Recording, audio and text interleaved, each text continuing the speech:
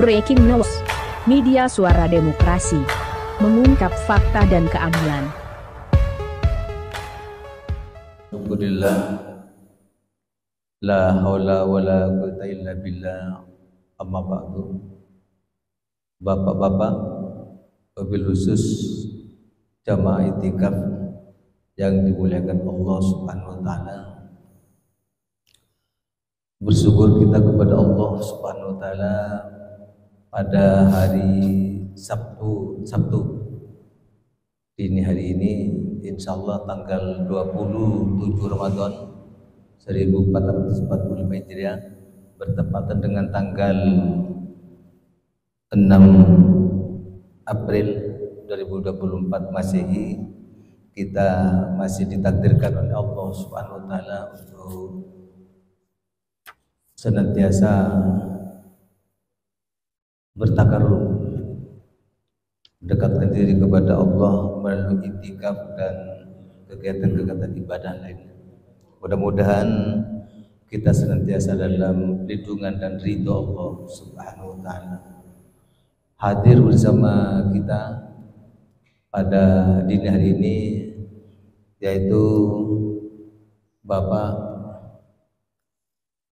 Mahmud, sarjana ekonomi, pengurus pimpinan daerah Muhammadiyah Sumeneb, bersama Bapak Dr. Andes Kiai Haji Baharus Surur, Magister Agama. Beliau berdua, Bapak Mahmud dan Bapak Haji Baharus ini tidak asing lagi bagi kita, namun juga sebagai untuk Bapak Baharus ini adalah pengurus pimpinan atau wakil pimpinan daerah Muhammadiyah Sumeneb, dan beliau adalah seorang penulis di pimpinan wilayah Muhammadiyah Sumeneb, bahkan insyaallah penulis di pimpinan pusat Muhammadiyah. Bapak-bapak sekalian, marilah 10 menit di awal ini kita gunakan bersama, dan kita mulai awali bersama dengan bacaan basmalah. Bismillahirrahmanirrahim.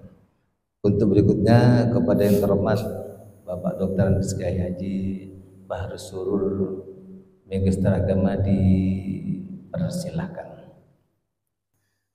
Assalamualaikum warahmatullahi wabarakatuh.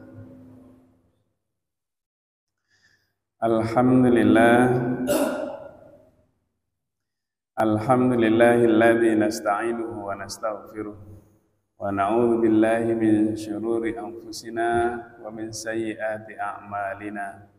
May yahdihillahu fahuwal muhtad wa may yudlil falan tajida lahu waliyyan mursyida. Asyhadu an la ilaha illallah wahdahu la syarikalah wa asyhadu anna Muhammadan abduhu wa rasuluh la nabiyya ba'dah.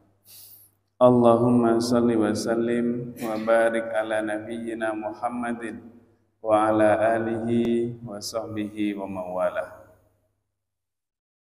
Qala Allah ta'ala fi kitabihil karim, a'udzu billahi minasy syaithanir rajim. Bismillahirrahmanirrahim. Innal muttaqina fi jannati wa uyun, akhidhina ma atahum rabbuhum, innahum kanu qabla dzalika muhsinin. Kanu qalilan minal laili ma yahja'un wa bil ashari hum yastaghfirun. Jamaah Masjid Babus Salam yang dirahmati Allah, kita bersyukur bisa beriktikaf di masjid, bersyukur bisa menjalankan 10 hari terakhir, terutama di malamnya ini, dalam rangka mendekatkan diri kepada Allah. Banyak hal sesungguhnya yang bisa dilakukan oleh seorang muslim dengan segala pernak-pernik kehidupan yang ada di dunia ini. Tetapi satu yang menjadi catatan kita bersama adalah bahwa kita menjalani hidup itu harus diniatkan semua dalam rangka beribadah kepada Allah. Jadi kalau misalnya kita tidak sholat, kita tidak sedang berzikir, kita tidak sedang membaca Al-Quran, dan kita tidak sedang puasa, tidak umroh, tidak haji, maka apa yang kita lakukan selain itu, kalau diniatkan dari awal sebagai ibadah, maka Allah akan mencatatnya sebagai ibadah. Jadi kalau misalnya kita sedang bekerja, tapi niat kita sekedar bekerja saja untuk mencari uang, mencari kelebihan karunia Allah, maka itu yang akan kita dapatkan. Tetapi kalau kita niatkan bahwa kita bekerja adalah dalam rangka untuk mendapatkan ridha Allah dan beribadah kepada Allah, untuk menafkahi istri kita, anak kita, maka disitulah sesungguhnya kita sedang beribadah kepada Allah dan akan dicatat. Semua apa yang kita lakukan dengan kehidupan sehari-hari kita juga akan dicatat oleh Allah Subhanahu wa Ta'ala. Bahkan kita duduk-duduk pun tidak usah menunggu sampai orang puasa, orang tidur itu.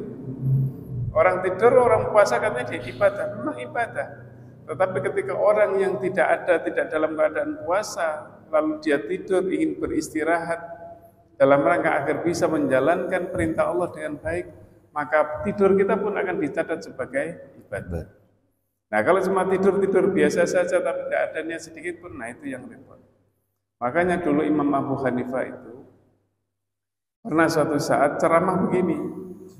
Ketika sudah berceramah begini, dia menjelaskan tentang banyak hal. Lalu kemudian ada salah satu jamaah itu yang setiap mendengarkan Imam Abu Hanifah menyampaikan sesuatu, maka dia keluar. Kok orang itu lagi yang keluar, katanya Imam Abu Hanifah. Loh, kok orang itu lagi yang keluar? Ketika sudah sampai 3 kali, maka kemudian Imam Abu Hanifah dikejar orang itu besoknya. Keluar masjid, lalu kemudian dikejar. Kenapa engkau keluar, katanya? Iya, saya keluar karena bagi saya pengajianmu sudah tidak menarik, katanya. Tapi ini jangan kemudian kita keluar dari jamaah, dari majelis taklim tapi tanpa alasan. Jadi kalau keluar majelis taklim itu niatkan bahwa kita keluar tidak mengikuti kajian, tidak mengikuti majelis taklim, majelis ilmu itu bukan karena kebencian itu aja. Oh iya, saya ada keperluan di rumah. Oh iya, istri saya lagi tak nyaman rasa, nggak lagi enak badan. Oh, anak saya mau berangkat misalnya. Oh, saya masih ada pekerjaan, perut saya mules dan itu aja alasannya. Tapi kalau kemudian kita tidak mengikuti suatu kajian, suatu majelis ilmu, alasannya karena penceramahnya tidak disenangi, maka di situ akan muncul, berarti tidak menjadi kebaikan, tapi justru akan menjadi keburukan karena ada kebencian kepada seseorang. Jadi bukan urusan senang dan tidak senang, like and dislike, tero tak tero, senang tidak senang, bukan, tetapi hanya semata-mata karena kebutuhan sehari-hari saja. Jadi ini yang kadang-kadang sering kita itu terjadi. Nah, yang Imam Abu Hanifah itu dikejar. Ketika sudah ketemu sama orang itu, maka kemudian ditanya, bagaimana cara makan yang baik, katanya. Maka Imam Abu Hanifah mengatakan, makan yang baik itu diawali dengan membaca bismillah, lalu duduk, berdoa, lalu kemudian makan. Tanya lagi orang itu, coba bagaimana kalau tidur yang baik, katanya. Tidur yang baik itu sebelum tidur kita membaca doa, berzikir, lalu tidur. Nah, begitu. Maka kemudian ditinggalkan oleh Imam Abu Hanifah sama orang itu. Lalu apa menurutmu? Kalau sekedar cuma itu yang kau lakukan, yang dilakukan oleh seseorang, ya hanya itu saja yang didapatkan. Coba bayangkan seandainya seseorang itu makan dengan harapan ketika dia makan agar dia bisa menegakkan punggungnya, lalu dia bisa beribadah kepada Allah. Maka itu kemudian makannya akan menjadi bermakna. Lebih dari sekedar makan, tetapi makan itu dalam rangka benar-benar untuk mendekatkan diri kepada Allah. Sama dengan orang tidur. Orang tidur itu bukan sekedar tidur, berdoa dan tidur, tetapi orang tidur itu harus disertai dengan rasa syukur.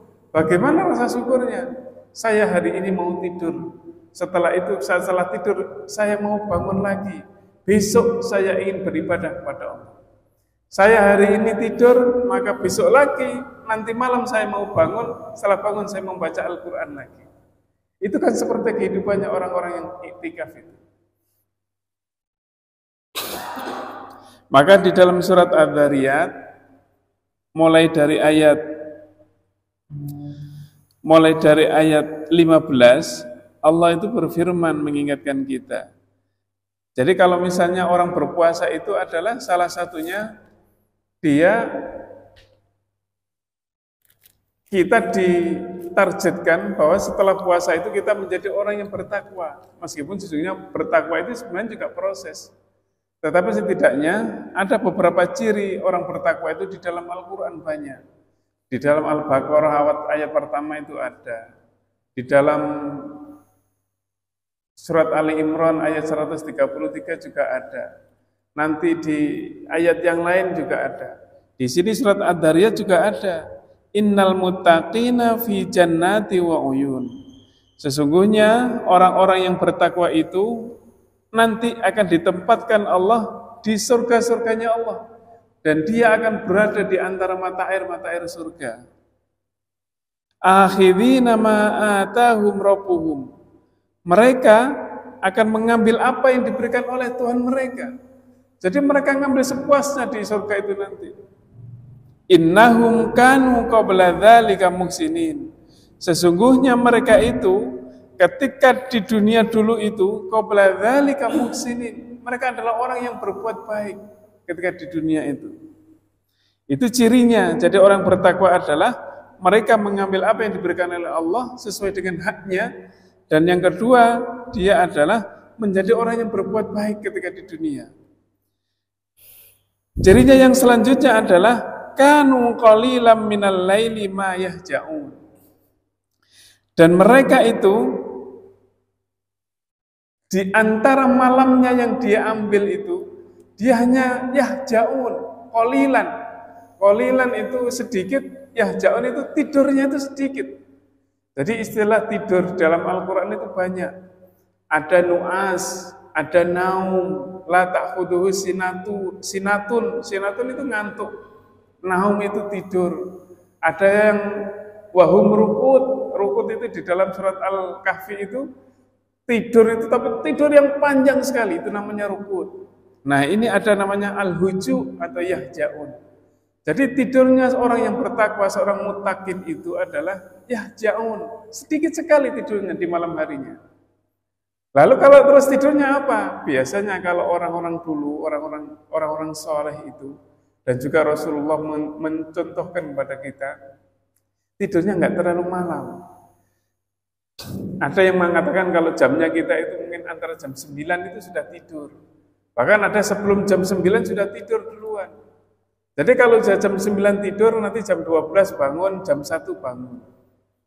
Nanti kalau nggak bisa, kalau seperti kita ya jam 9 tidur, oh nanti jam 2-nya bangun. Nah itu yang kadang-kadang memang harus diniati. Kalau tidak ada niat ya bablas terus jam waktu sholat malamnya itu. Jadi kalau orang tidurnya itu, orang bertakwa itu, seorang mutakin itu, tidurnya sebentar saja, setelah itu dia berzikir, beribadah kepada Allah, mendekatkan diri kepada Allah. Dan yang penting lagi adalah tandanya orang yang bertakwa itu adalah wabil asharihum yastaghfirun. Jadi di waktu sahur itu mereka sudah beristighfar, meminta ampun kepada Allah. Jadi waktu sahur itu adalah mulai kalau kita itu mungkin jam 3 seperti sekarang ini. Waktunya sahur itu jam 3 sampai subuh. Nah, itu waktunya sahur. Apa yang dilakukan? Dia meminta ampun kepada Allah. Jadi nanti kalau misalnya, kalau sudah waktunya sahur itu, disempatkan di hati kita, di pikiran kita, bahwa ketika sambil makan itu kita minta ampun kepada Allah. Gitu. Rasulullah itu punya kebiasaan, kalau mau menjelang subuh itu biasanya kadang-kadang tidur. Tapi kalau kita tidak biasa melakukan itu, subuhnya bisa bablas. Tapi kalau punya kebiasaan, habis sholat malam panjang itu, ya mungkin 1 sampai 1,5 jam, itu biasanya kalau menjelang subuh itu, biasanya tidur. kalau sudah mau tidur itu bacalah istighfar, nanti sampai tertidur. Nanti kalau sudah adzan bangun. Tapi diniati minimal niatnya dulu, nanti insya Allah Allah akan membantu kita. Nah kalau udah bangun tidur menjelang subuh itu biasanya enak badannya itu.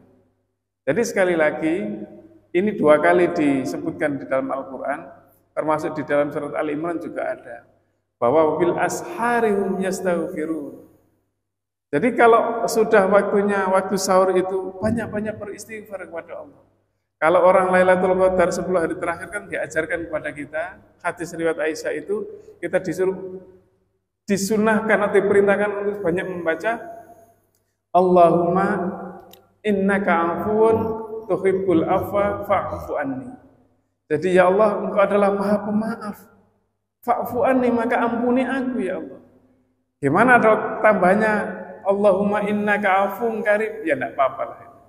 Di situ sudah doanya masing-masing, ujiannya masing-masing berbeda. Tetapi berbanyak membacalah ketika 10 hari terakhir itu adalah meminta ampun kepada Allah. Bisa pakai Allahumma innaka afuwun tuhibbul afwa fa'fu anni, atau bisa membaca istighfar biasa itu. Jadi ini yang mungkin perlu kita lakukan. Dan cirinya masih banyak lagi sampai ke belakang. Nanti kalau kapan-kapan, barangkali nanti kalau sempat bisa membaca sendiri di dalam surat Adz-Dzariyat mulai ayat yang ke-15 dan seterusnya. Biar kita membaca. Tetapi yang jelas yang ingin saya sampaikan adalah kanu qalilan minal laili ma yahja'un wa bil ashari hum yastaghfirun. Jadi yang pertama, beribadahlah, semua kegiatan keseharian kita, kehidupan kita niatkan dengan ibadah. Kalau orang sudah meniatkan dengan ibadah itu biasanya hatinya, pikirannya akan terikat terus dengan Allah. Jadi kalau sudah bekerja, kalau dalam rangka beribadah kepada Allah, insya Allah tidak akan curang hidupnya, tidak akan curang bekerjanya, akan terus berhati-hati. Dan yang kedua adalah wabil asharihum yastaghfirun. Selayaknya kita kalau iktikaf gini, maka tidurnya sedikit sekali, lalu kemudian ketika sudah iktikaf banyak-banyak minta ampun kepada Allah. Mungkin hanya ini yang bisa saya sampaikan, kurang lebihnya mohon maaf, dan ini sekedar pengantar sahur kan cumannya. Ya, pengantar sahur saja. Jadi nanti sebentar lagi insya Allah sudah kita memasuki waktu sahur. Kalau saya biasanya memulai sahur itu jam 3:30 baru sahur. Tapi ini saya kira jam sekian lebih santai lagi. Nah, bagaimana kalau misalnya sahur itu kan harus di akhir-akhir kan biasanya begitu. Kalau saya akhir-akhir itu bukan berarti makannya harus akhir-akhir, tidak. Tetapi minimal sahur kita kan biasanya sambil santai, lebih enak. Oh nanti kalau sudah tarhim ya kita tetap minum saja.